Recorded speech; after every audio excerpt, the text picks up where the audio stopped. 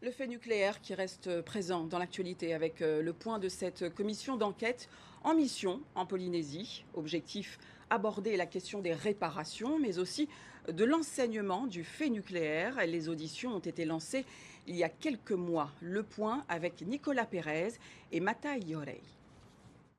Au total, plus de 80 personnes ont été entendues par les membres de la commission d'enquête sur le nucléaire, dont un tiers sur le Fénois. Seule déception, l'absence de certaines figures clés de la politique locale, à l'instar de Gaston Floss.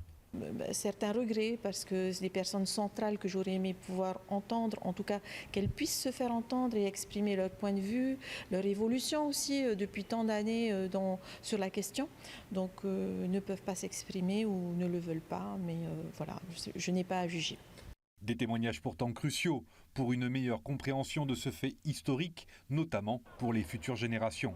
Un manque de connaissances que la députée a pu mesurer lors de rencontres avec des étudiants polynésiens.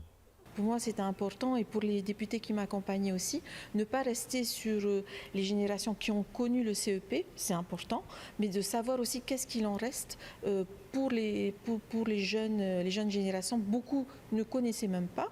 Sans dévoiler le fond du rapport qui sera rendu le 10 juin prochain, les membres de la commission d'enquête réfléchissent déjà à intégrer plus largement le fait nucléaire en Polynésie dans les programmes scolaires. Dans une des préconisations du rapport, on souhaite aussi que l'histoire du CEP soit enseignée, pas seulement en Polynésie, mais en Hexagone aussi, parce que c'est l'histoire commune avec l'Hexagone.